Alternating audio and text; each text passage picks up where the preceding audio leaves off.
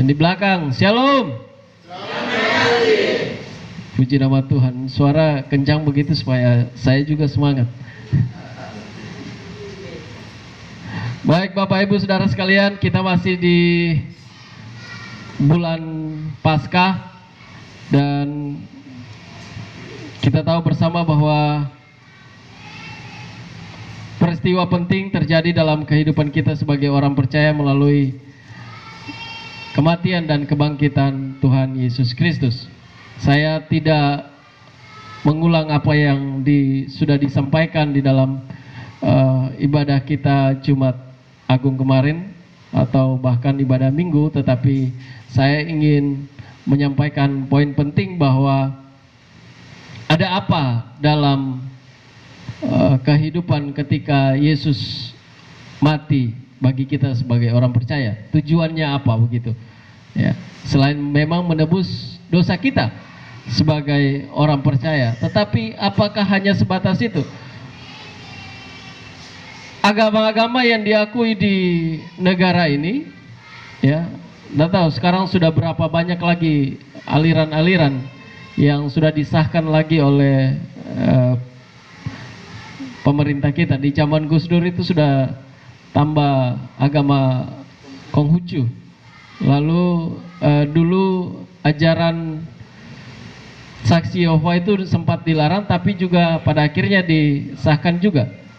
Ya, jadi terlalu banyak sekali. Jadi saya juga mungkin di luar sana ada salah satu aktor film Amerika itu namanya saya lupa itu. Nah, dia buat agama sendiri lagi, gitu. Buat agama sendiri. Ini zaman semakin bertambah, orang pintar juga semakin banyak. Orang gila secara akal dan pikiran itu juga semakin bertambah. Jadi Bapak Ibu tetaplah setia di dalam Tuhan dengan iman dan akal yang sehat. Bahkan kadangkala di dalam gereja ini juga terlalu banyak orang yang akal sehatnya itu jadi tidak sehat. Ya. Nah Bapak Ibu, agama-agama yang ada semua berbicara pada akhirnya adalah mereka ingin berbicara, atau semua termasuk kekristenan berbicara tentang pasti ada kehidupan setelah kematian. Ya. Tanya di agama yang manapun, nanti bentuknya seperti apa juga pasti mereka jelaskan. Kalau yang satu itu kan dia bilang kalau nanti mati pasti ada kehidupan, tapi kehidupannya beda. Ada yang kau berubah jadi katak begitu. Ada yang kau berubah jadi kupu-kupu, tergantung kau punya kebaikan. Nah, tapi agama yang lain juga bicara pasti ada kehidupan. Tapi untuk mau masuk surga nanti, kau punya kebaikan sudah ada, tapi kau juga harus belah rambut ini 7 untuk menjadi jembatan. Rambut 1 ini kita belah 2 saja setengah mati, mau belah 7 untuk masuk surga begitu. Lalu kalau kau punya kebaikan itu juga sebagai amal untuk masuk ke surga, pertanyaan berapa satu hari kau bikin berapa kebaikan dan satu hari itu kau bikin berapa dosa begitu. Ya. Lalu dikali 1 bulan itu, lalu dikali 1 tahun, tidak sebanding. Ya. Lalu kita sebagai orang percaya di dalam Tuhan Yesus Kristus, ya, kita meyakini bersama, dan itu menjadi jaminan kita, janji Tuhan untuk kita terus pegang dalam kehidupan kita, bahwa setiap orang yang percaya di dalam Kristus tidak akan binasa. Ya. Jika ada kriteria dalam menjalani hidup agar tetap eksis di dalam dunia ini, maka sudah pasti ya kita akan temukan produk dari berbagai macam hal untuk membuat orang itu tetap terlihat awet muda tetapi tidak kekal. Membuat orang itu mungkin terlihat dia segar, tetapi pada akhirnya juga kita harus menyerah pada kematian. Begitu kan? Ada salah satu artis top Indonesia, Titik Puspa. Saya dari kecil itu taunya dia itu wajahnya begitu terus. Sampai saya sudah besar begini lihat dia punya wajah di TV itu orang ini kayak tidak berubah begitu. Toh pada akhirnya juga menyerah pada kematian. Ya, menyerah pada kematian. Nah, kita sebagai orang percaya ini yang setiap hari datang ke gereja atau setiap waktu datang ke gereja, bahkan ada pemalas yang datang ke gereja begitu, tunggu gembala dan majelis mungkin pergi jenguk, ya, baru mau datang ke gereja. Sadar diri, ya, bahwa tidak selamanya kita ada di dalam dunia ini. Kau mau jabatan seperti apapun, mau rumah besar seperti apapun, kau punya uang banyak seperti apapun, pada akhirnya mati itu hanya ukuran peti itu saja yang nanti bungkus kau untuk ada di dalam kubur itu. Makanya jangan pemalas ibadah, jangan pemalas untuk kalau orang tua tegur atau yang lain tegur untuk datang beribadah, jangan pemalas. Jangan marah-marah. Belum tahu Tuhan marah. Tuhan marah satu kali itu, jangan. Tuhan kalau marah itu bukan langsung cabut nyawa, kasih menderita dulu ke apa? Nanti baru bilang, aduh, sapu kaki bengkak ini itu karena saya mungkin pemalas pergi ibadah ke apa? Hah? Sudah tahu begitu baru? Tapi di dalam semua itu Tuhan ingin mengingatkan kita, eksistensi manusia tidak selamanya ada di dalam dunia ini. Ya. Ada kehidupan kekal yang Tuhan sudah taruh kepada setiap manusia. Tetapi siapa yang mau percaya pada bagian itu? Ya. Mari kita buka Alkitab kita di dalam Injil Yohanes. Kita baca satu ayat saja. Nanti ada ayat-ayat yang lain.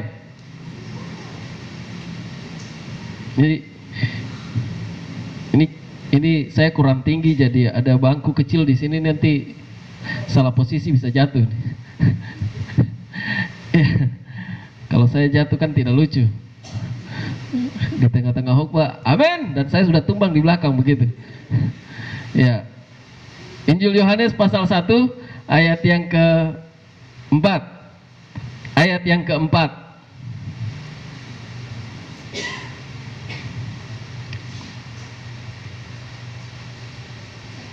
Injil Yohanes pasal 1 ayat yang keempat. Sudah dapat? Anak-anak muda? HP-nya aktif? Amin. Jangan men. Ya, nanti kita terjemahkan lain lagi. Mentio. Ya, Yohanes pasal 1 ayat yang keempat, kita baca bersama-sama. 2, 3. Dalam Dia ada hidup, dan hidup itu adalah terang manusia. Sekali lagi saya bacakan. Dalam Dia ada hidup, dan hidup itu adalah terang manusia. Bapak Ibu Saudara yang dikasihi oleh Tuhan, seluruh ajaran yang ada di dalam Alkitab dari Kejadian sampai Wahyu, endingnya, akhirnya itu berbicara tentang Yesus Sang Penyelamat manusia. Tuhan Sang Penyelamat manusia di dalam Yesus Kristus. Kita baca bola-balik bagaimanapun tetap ada di dalam baik nabi-nabi besar maupun nabi-nabi kecil, pada akhirnya mereka mengarahnya ke sana. Ya. Dan Yohanes juga pun, Injil Yohanes juga berbicara tentang hal ini. Berbicara tentang Yesus yang akan datang atau yang sudah ada tetapi belum muncul untuk semua orang mendengar. Dan apa sih pesan penting yang ingin disampaikan oleh Yohanes melalui ayat ini, atau bahkan melalui kehidupan yang akan ditampilkan oleh Yesus, yang akan ditawarkan oleh Yesus kepada umatnya, orang Israel, adalah berbicara tentang kehidupan kekal di dalam Dia. Di ayat yang keempat itu, di dalam Dia ada hidup, dan hidup itu adalah terang manusia. Apakah di hari itu ketika ayat ini muncul, semua orang itu mati? Semua orang cara hidupnya seperti apa? Gitu. Saya ini beberapa hari ini cukup, bukan beberapa hari, sudah ya 1-2 bulan ini sedikit gelisah dengan anak saya yang pertama, Glenn. Ya, karena saya pikir papanya ini kurang apa coba? eh, ganteng sih tidak begitu. Dia yang ganteng begitu. Tapi saya bisa musik, maksudnya bisa main keyboard meskipun tidak sebagus yang lain. Paling tidak bisa. Gitar bisa, nyanyi bisa. Main bola saya lebih jago dari dia begitu. Ya, kalau nakal-nakal yang lain saya juga masih. Tapi saya tidak kasih tunjuk kartu itu ke dia maksudnya. Lalu saya bilang ke dia, Glenn, saya tanya ke dia, saya kasih duduk dia lalu saya tanya, kau punya harapan terbesar dalam cita-citamu itu kira-kira dalam hidupmu nanti jadi apa? Dari waktu ke waktu saya hanya tanya itu dan dia menjawab ingin jadi seorang angkatan laut dan juga pemain bola. Setiap kali dia menjawab itu selalu saya counter dia untuk membuka wawasannya bahwa kamu kurang latihan lah di waktu engkau sekolah di masuk SSB itu. Coba perhatikan, ada teman-temanmu yang lebih unggul dari kamu main bolanya, kamu tidak selalu jadi starter, kamu mungkin ada di cadangan tetapi tidak main juga pun kalau starter itu mungkin karena teman yang lain tidak datang, kamu main. Mau jadi seorang angkatan laut harus matematikanya cerdas. Jangan sampai kau bikin kapal selam itu semakin tenggelam begitu. Ya. Terus saya bilang, kalau ke depan dua hal itu gagal dalam hidupmu kira-kira seperti apa? Maka setiap di rumah kalau papa ajari kamu main gitar itu tekuni. Ajari kamu untuk nyanyi dengan baik itu tekuni. Ajari kamu main keyboard itu tekuni. Jangan sedikit-sedikit, aduh sudah tapi pergi nanti main bola lagi. Kalau dua-dua itu gagal terus nanti kira-kira seperti apa? Kamu tidak punya talenta lebih, kamu tidak punya hal-hal yang lain. Maka saya bilang ke dia, kalau satu saat dua itu gagal dan kamu berhasil main musik dengan baik, bernyanyi dengan baik, siapa tahu di situ kamu jadi artis, siapa tahu di situ jalan hidupmu untuk Tuhan memberkati kamu. Nah, apa yang ingin saya sampaikan bahwa Tuhan Yesus melalui berbagai hal atau Allah melalui berbagai hal sudah mempersiapkan segala sesuatunya. Sudah mempersiapkan segala sesuatunya. Tapi kadangkala kita sebagai manusia ini enggan, malas tahu.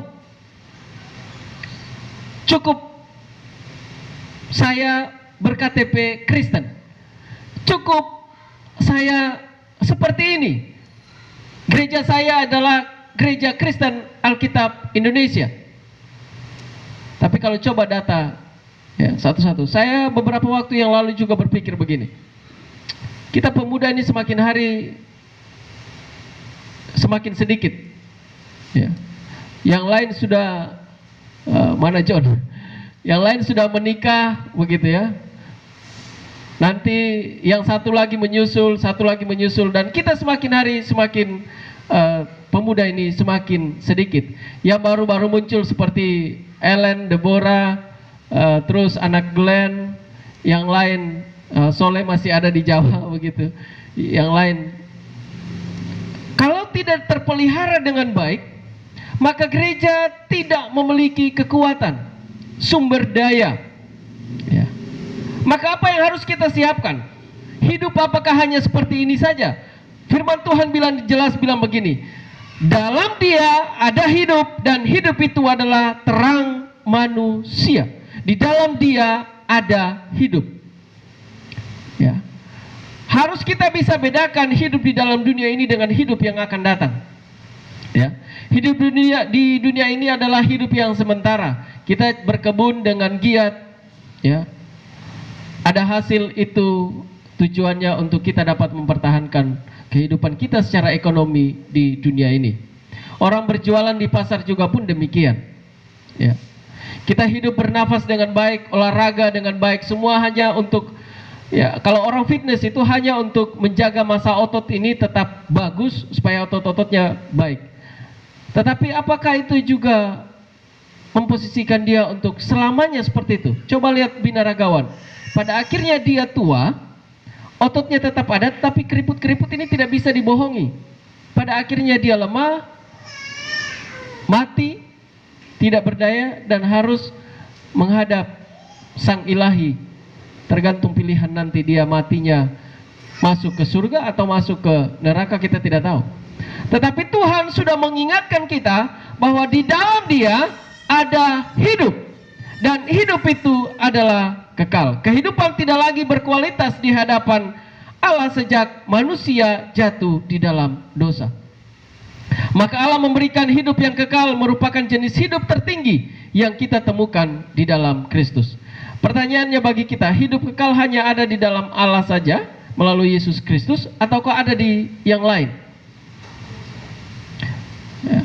Kalau ada di dalam Tuhan Yesus Kristus, melalui Yesus Kristus, percaya kepada Yesus Kristus sesuai dengan firman Tuhan, apakah hanya dengan cukup percaya lalu kita mengabaikan kesetiaan kita, tanggung jawab kita untuk terus setia, percaya, berdoa, beribadah, baca Alkitab?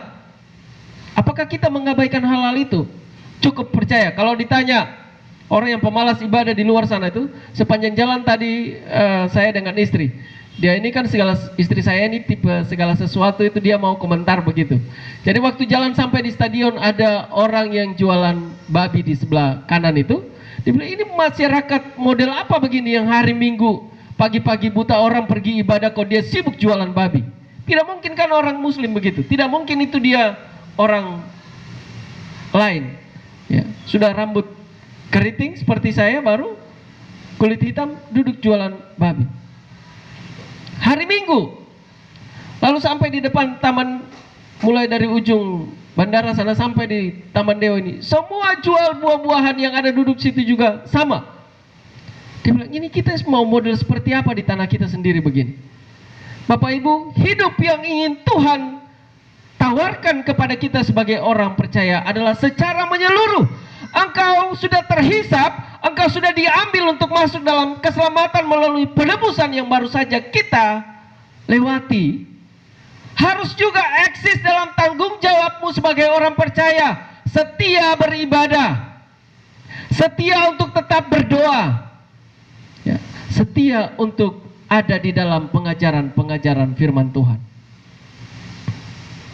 Maka di dalam semua itulah kita akan memahami dengan baik bahwa di dalam Dia, di dalam Kristus, pasti ada hidup yang kekal. Tidak mungkin kita temukan di luar sana.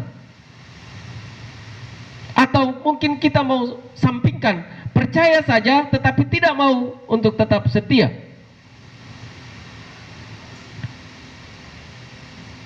Kita mau percaya Pak, agama kita atau KTP kita sudah Kristen, tapi tidak mau untuk beribadah. Cukup KTP Kristen saja. Kau pikir untuk nanti mati menghadap Tuhan sana kau kasih kau KTP untuk Tuhan baca? Tidak, saudara. Imanmu itulah yang harus ditumbuhkan di dalam Dia. Nah, bagaimana iman itu harus ditumbuhkan di dalam Dia? Adalah tentang engkau beribadah, lalu mendengar kebenaran firman Tuhan. Disitulah baru imanmu tumbuh. Bagaimana mungkin engkau setiap hari tinggal di rumah sana tidak mau datang beribadah, lalu firman Tuhan itu datang kepada engkau? Tidak bisa.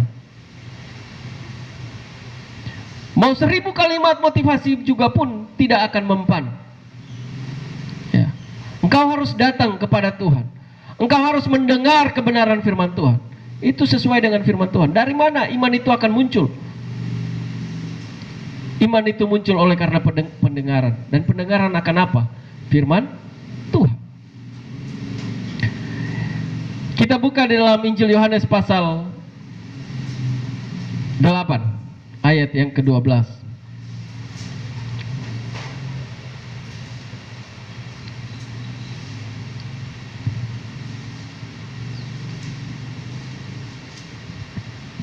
Yohanes 8 ayat yang ke-12 bilang begini.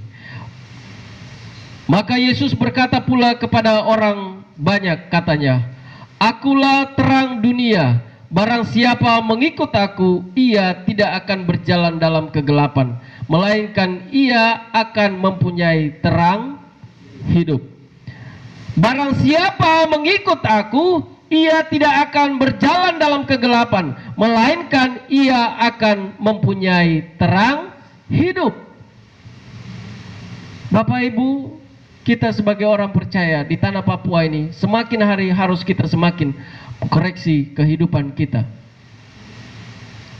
Ya. Apakah di tempat lain juga mereka lebih baik? Tidak juga.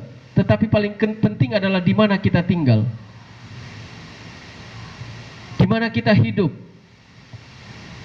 Berapa banyak dari generasi kita yang tidak terlibat di dalam persekutuan bersama Tuhan? Apa masalahnya? Seringkali ada perkataan yang muncul, apa yang gereja mau kasih kepada saya? Begitu. Loh, dalam mengikuti Tuhan kok kamu tanya apa yang gereja mau kasih kepada saya? Harusnya balik, apa yang engkau lakukan untuk Tuhan, apa yang engkau lakukan untuk pelayanan, apa yang engkau lakukan untuk gereja, begitu.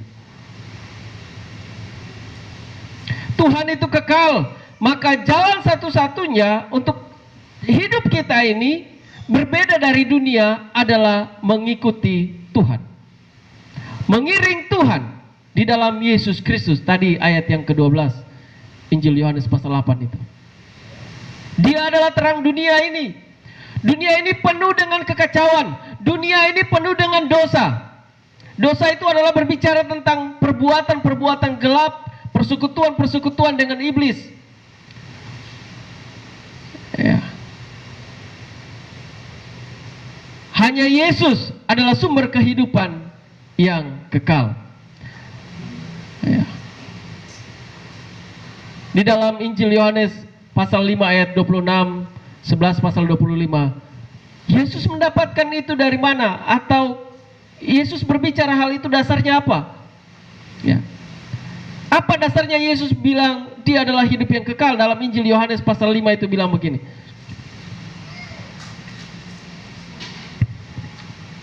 Injil Yohanes pasal 5 ayat yang ke-26.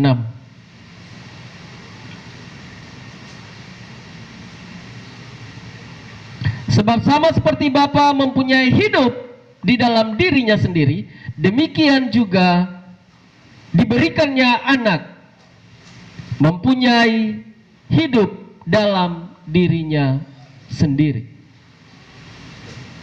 Ya. Kalau banyak orang di luar sana, bagaimana mungkin ada keselamatan? Bagaimana mungkin ada kehidupan yang kekal di dalam Yesus Kristus? Itulah jawabannya di ayat yang ke-26. Yesus sendiri menjamin kehidupan yang kekal itu ada di dalam Dia. Maka sungguh heran bagi kita sebagai anak-anak Tuhan, ya, sudah diberkati luar biasa, ya. Bukan persoalan pekerjaan saja, engkau ada di KTP-mu tertulis Kristen juga pun itu kasih karunia, ya. Hanya pertanyaannya, engkau apakah mau hidup hanya dengan KTP-mu itu saja, atau betul-betul menghidupi kekristenanmu itu? Ya. Kadangkala kita sulit untuk menemukan, menghidupkan Kristus dalam kehidupan kita ini. Sebagai anak-anak muda, sebagai orang tua, kadangkala kita sulit untuk menemukan itu.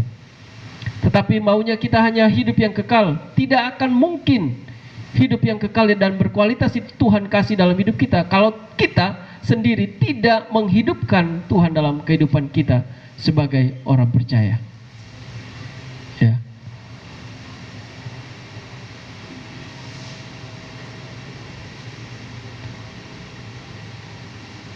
Dan bagaimana kita untuk melihat apa yang disampaikan oleh Yesus Kristus adalah hanya melalui Roh yang hidup di dalam Tuhan.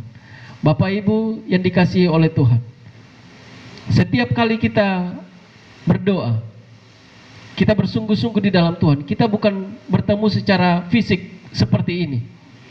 Kita berdoa untuk terhubung antara roh kita dengan Tuhan, untuk kita memahami, ya, bahwa Tuhan mau. Yohanes pasal 4 ayat 24 bilang begini, ayat yang sering kita dengar.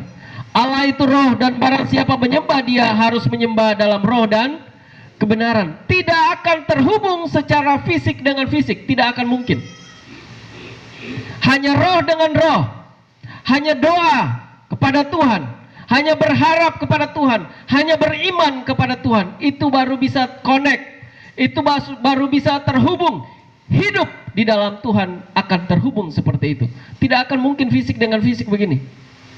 Itu manusia Dan kalau manusia terhubung manusia dengan manusia, pada akhirnya sebaik apapun manusia antara manusia, pada akhirnya juga satu saat akan ada konflik. Ya. Satu saat juga pun pasti ada saya membicarakan kejelekan Bapak Ibu. Pada akhirnya Bapak Ibu juga akan membicarakan kejelekan saya. Itu manusia, fisik dengan fisik. Kita masih ada kedagingan, kita masih ada terbentur dengan berbagai dosa. Tetapi kalau Tuhan yang menawarkan hidup yang berbeda, hidup yang kekal, maka Dia mau untuk ada persekutuan di dalam Dia. Bagaimana itu terjadi? Adalah di dalam Roh. Amin. Bapak Ibu tetaplah setia di dalam Tuhan. Karena kita semua terberkati dalam kehidupan yang kekal. Tetapi dalam semua itu Tuhan ingin untuk ada kesetiaan. Tuhan ingin untuk kita tetap setia, percaya di dalam Dia. Dan percaya bukan asal percaya. Percaya adalah membangun kehidupan spiritualmu di dalam Tuhan. Melalui doa, melalui pembacaan firman Tuhan. Mendengarkan setiap sabda Tuhan. Melalui setiap para mulut hamba-hamba Tuhan. Engkau harus tekun. Apakah ditegur dalam firman Tuhan itu sakit? Kadangkala juga tersinggung. Siapa bilang kalau kita ditegur dalam firman Tuhan itu itu firman Tuhan jadi kita mungkin pada akhirnya kita akan terima. Tetapi secara fisik naluriah manusia kadangkala itu sakit. Betul? Sakit, saudara. Coba kalau saya bilang begini, ya. Mohon maaf ya, Bapak Prawar ini setiap hari datang bicara-bicara di depan gereja atau di dalam gereja untuk kasih motivasi. Pasti di antara kita bilang juga begini, baru anak-anaknya ada di rumah banyak juga itu. Ya. Tapi apakah itu yang menjadi halangan untuk Bapak Prawar menyampaikan kebaikan bagi kita? Saya sungguh yakin juga bahwa beliau berdoa. Nah, ini yang tadi saya katakan, pertemuan kita ini adalah fisik dengan fisik, yang selalu ada benturan berbagai hal. Tetapi kalau di dalam Tuhan melalui Roh, Dia akan selalu menguatkan kita. Dia selalu akan menegur kita. Bahkan kadang-kala kita jatuh, firman Tuhan dengan tegas mengatakan kalau kita jatuh juga pun tidak sampai tergeletak. Kurang hebat apa di dalam Tuhan itu?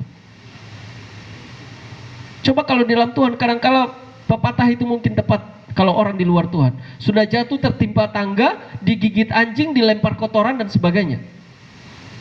Tetapi di dalam Tuhan, firman Tuhan katakan untuk kita, berbicara kepada kita, kalau engkau sampai jatuh juga pun tidak akan sampai tergeletak. Amin, Bapak Ibu. Karena Tuhan mengasihi hidup kita.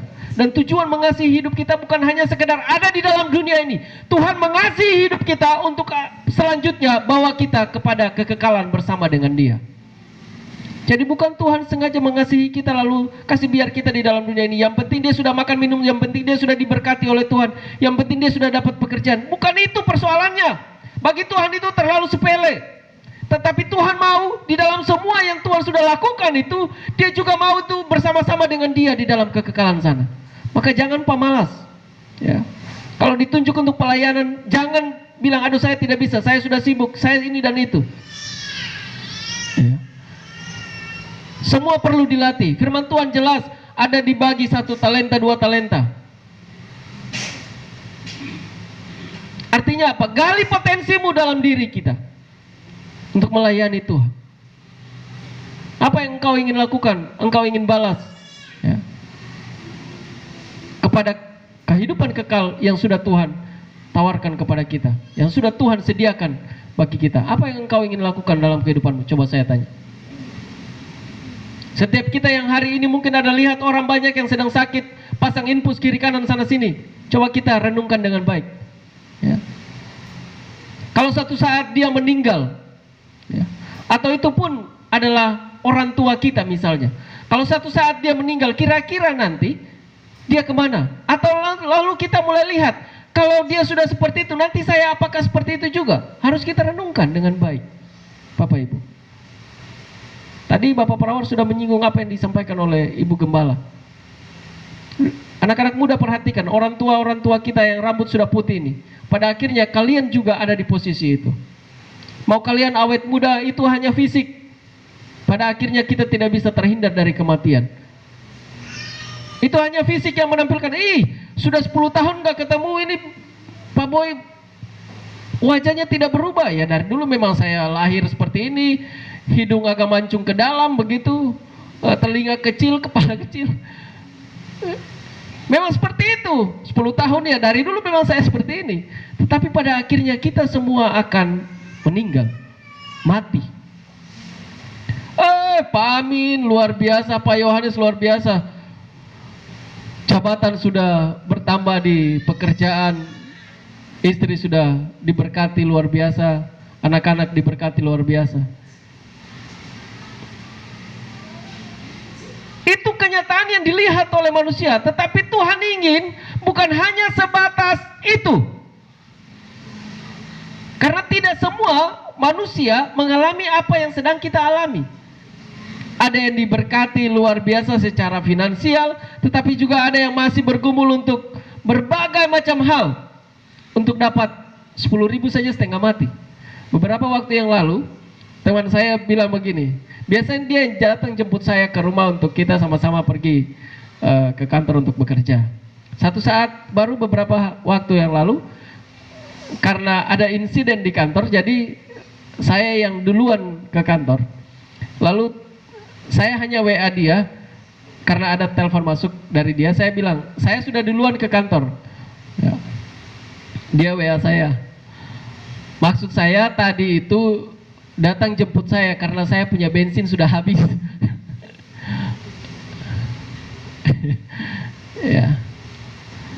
Semua lagi parah-parahnya, tetapi saya selalu mau berkata kepada kita semua, saya berbicara begini juga pun bukan berarti saya banyak uang, tidak saudara.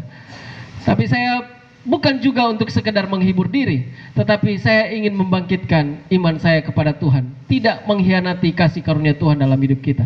Tetap percaya ya, bahwa kita hidup semua di dalam dunia dengan berbagai hal dinamika yang kita alami, itu pada akhirnya Tuhan katakan itu sementara. Tuhan sedang sediakan yang terbaik. Tapi dalam proses itu semua Tuhan ingin katakan begini, jangan coba-coba kau hianati saya. Begitu. Kalau sudah setia, tetaplah setia. Buka matamu dan lihat berbagai macam orang yang tidak setia itu Tuhan hancurkan satu persatu. Ya, Tuhan hancurkan satu persatu. Kadangkala kita berbuat salah ya, apalagi kita yang masih hidup dengan berbagai kultur budaya yang terikat secara sosial itu kuat sekali. Kalau bikin ini salah, nanti akibatnya bisa ini.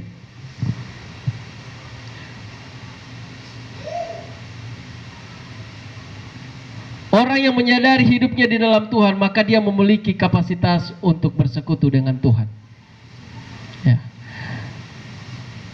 Jadi kita sebagai orang percaya, kehidupan yang kekal itu adalah hanya kita temukan di dalam Kristus. Bagaimana terhubung di dalam Kristus? Tadi firman Tuhan bilang, menyembah Dia di dalam roh dan kebenaran. Tidak akan mungkin fisik dengan fisik, itu manusia. Ya. Yang berikut adalah kita berbicara tentang janji Tuhan harus kita pegang. Dari tadi kita baca, itu adalah jaminan Tuhan dalam kehidupan kita sebagai orang percaya yang harus kita pegang. Manusia dilahirkan dalam keadaan mati secara rohani, betul. Dalam kitab Efesus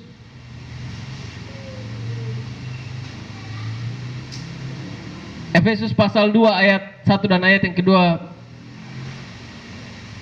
ayat 2, pasal 2 ayat 1 dan ayat yang kedua bilang begini, kamu dahulu sudah mati karena pelanggaran-pelanggaran dan dosa-dosamu. Kamu hidup di dalamnya karena kamu mengikuti jalan dunia ini. Perhatikan ayat yang kedua, kamu hidup di dalamnya, hidup di dalam dosa itu ya, karena kamu mengikuti jalan dunia ini, karena kamu mentaati penguasa kerajaan angkasa, yaitu roh yang sekarang sedang bekerja di antara orang-orang durhaka. Ayat 1 dan ayat yang kedua, kalau kita bikin sistematis bahasanya bilang begini, orang yang lahir ya, akibat dosa itu sudah mati. Begitu.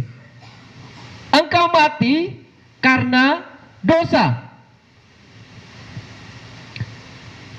selama ada di dalam dunia ini dosa menguasainya. Ya. Tetapi orang yang di dalam Kristus tidak akan mati. Walaupun pada akhirnya naturnya adalah berdosa. Di luar Kristus tidak ada seorang pun dapat memperoleh hidup yang kekal. Dia adalah sumber hidup kekal. Dia mengusir kegelapan. Kita dapat menerima hidup ini melalui pengorbanannya di atas kayu salib. Injil Yohanes 1 Yohanes pasal 10 pasal 5.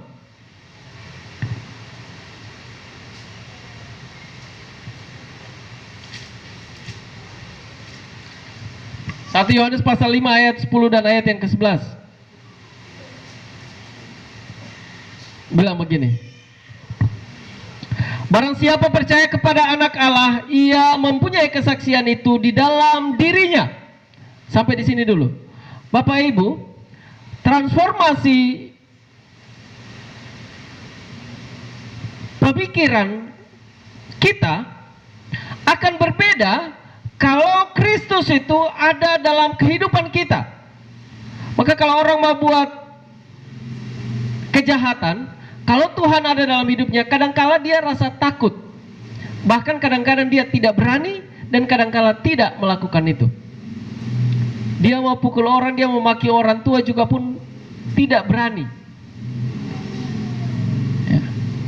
Akan berbeda, ya, ayat ini bilang, kalau orang yang tidak di dalam Kristus, ya, dia tidak akan bisa menghidupi firman itu dalam hidupnya. Ayat yang ke-10 bilang, barang siapa percaya kepada anak Allah, yaitu Yesus Kristus, ia mempunyai kesaksian di dalam dirinya sendiri. Dia akan memahami segala perbuatan yang sudah dilakukan Yesus dalam hidupnya. Maka dia akan rem segala hal yang berbau kejahatan. Dia akan stop dengan itu. Dia akan mengkoreksi dirinya sendiri karena dia tahu Tuhan terus bekerja dalam hidupnya. Selanjutnya bilang begini. Barang siapa tidak percaya kepada Allah, ia membuat dia menjadi pendusta. Karena ia tidak percaya akan kesaksian yang diberikan Allah tentang anaknya. Dan inilah kesaksian itu. Allah telah mengaruniakan hidup yang kekal kepada kita. Dan hidup itu ada di dalam anaknya. Amin Bapak Ibu. Jadi kalau kita setiap hari mendengar kebenaran firman Tuhan, kiranya itu terus menjadi kekuatan dalam hidup kita. Mau bikin segala sesuatu yang salah juga, atau hari ini, hari Minggu, tadi malam begadang sampai jam 3. Kalau orang tua kasih bangun, masih begitu ya. Orang tua sudah mandi baru dia mulai sadar diri. Itu Tuhan bekerja dalam hidupmu. Engkau segera mandi, siapkan diri dan pergi beribadah. Mau datang ibadah dengan masih mengantuk-mengantuk, itu kok berisiko. Tapi engkau sudah mengambil sikap yang baik bahwa engkau harus datang beribadah. Mendengar kebenaran firman Tuhan. Ada kala juga orang datang beribadah ini sudah siapkan diri dengan baik, tapi sampai di gereja ini juga masih bagosip lah, masih bicara sana sini, apalagi waktu firman Tuhan lagi. Ada yang waktu menyanyi itu menyanyi luar biasa sampai keringat sana sini, tapi waktu firman Tuhan dia tidur. Waktu firman Tuhan dia main HP di belakang begitu. Mungkin di sini tidak ada, tapi di sini dan di sana itu banyak. Ya. Waktu puji-pujian itu luar biasa. Semangat itu sampai kadang kalau ini, kalau kursi plastik ini kursi tak bongkar kiri kanan kawan. Keringat itu Tapi kalau coba firman Tuhan, apalagi kalau seperti saya, seperti Bapak Gembala, yang lain kalau bicara, Ibu Yulin, bicara lama begitu. Ya. Dia amin. Ya. Saya kalau sudah capek itu, mungkin karena faktor usia juga. Beberapa waktu yang lalu istri saya ini dia bikin proposal kampus, mempersiapkan diri untuk mempresentasikan proposal secara kelompok mereka yang mereka buat. Jadi begitu persiapannya luar biasa, sampai saya begadang juga ikut temani dia. Saya ke kantor itu sudah ngantuk luar biasa, mau berusaha untuk kerja bareng di kantor juga, tapi memang mata sutra bisa. Jadi saya pergi tidur di media center. Ada beberapa teman-teman di situ. Jadi selama ini istri saya bilang saya ngorok yang gak karuan, itu juga saya tidak percaya. Kadang-kala dia rekam baru saya dengar, wah lucu juga ya. Nah, saat saya kemarin itu sudah ngantuk yang luar biasa akibat dari temani dia. Saya di media center itu ngorok yang ngorok punya. Lalu saking ngorok dan suaranya keras, saya yang sedang tidur juga pun saya kaget sendiri. Lalu teman saya yang ada di situ, mereka juga kaget, dan waktu saya kaget bangun, mereka bilang, wah kakak ini kok ngorok sampai kok kaget, kita juga ikut kaget ini. Wah luar biasa. Jadi kadangkala kita sebagai orang percaya ini, anak-anak Tuhan, mau tanggung jawab sebesar apapun, mau kau capek seperti apapun, kau harus ingat, ibadah itu penting. Ya. Ibadah itu penting. Kalau engkau suka malas untuk datang ibadah PW, kau sudah datang suka malas untuk datang ibadah Permata, suka malas datang ibadah Pemuda, begitu. Ya, 1 minggu 1 kali sudah. Suka kasih diskon itu. 1 minggu 1 kali ibadah hari Minggu. Ya. Jangan nanti ibadah PW sudah tidak. Apalagi anak di rumah ada lagi sekolah Minggu sudah tidak. Ibadah Permata tidak. Anak Pemuda lagi sudah tidak. Hari Minggu lagi tidak. Lama-lama nanti Bapak Gembala juga pergi kunjungi dulu baru muncul. Kau pikir Bapak Gembala ini dokter kah? Yang bawa obat sampai sana suntik untuk kasih kuat, kita punya tulang dan tangan begitu baru datang begitu.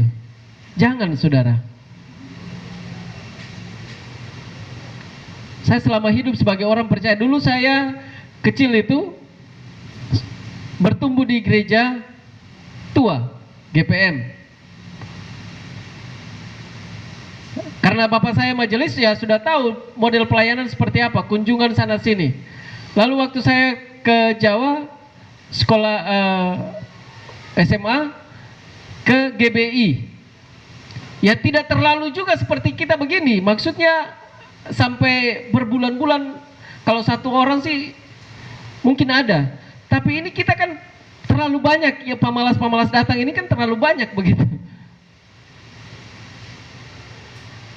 Ada 1-2 di sana, tapi tidak selalu juga yang menjadi perhatian Bapak Gembala di sana itu ya 1-2 orang. Mungkin ada masalah yang didoakan, kunjungan mungkin ada. Tetapi tidak sehebat kita di sini yang pemalasnya luar biasa begitu. Apalagi mengaku kita ini kantong Kristen, apalagi yang mengaku bahwa ini tanah Injil lain. Saya bicara tapi nanti surga juga dengar, jadi kehidupan kita belum sampai di sana.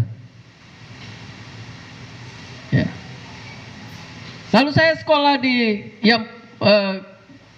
gereja GPPS, sekolah 3 tahun di gereja GPPS punya. Pelayanan juga di berbagai macam gereja di Surabaya. Itu gereja besar, jemaatnya ribuan. Tim pelayanan tertata dengan baik.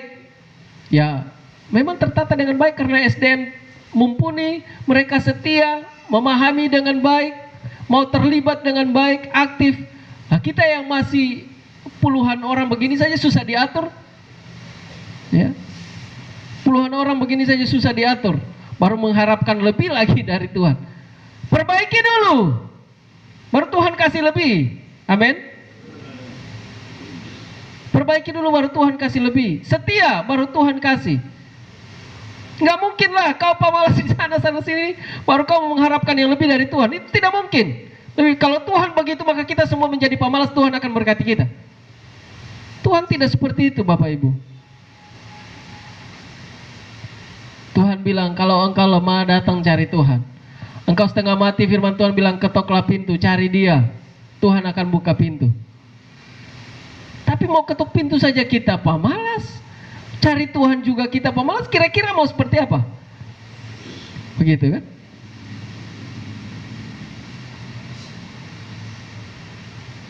Kalau itu janji Tuhan, maka saya ingin katakan, kalau janji Tuhan itu adalah tentang hidup yang kekal, saya mau katakan, Tuhan tidak pernah mengingkari janjinya. Amin. Tuhan tidak pernah mengingkari janjinya. Injil Yohanes pasal 6 bilang begini. Hari ini kita lebih banyak berbicara tentang kehidupan yang kekal karena tema kita adalah tentang hidup. Yohanes pasal 6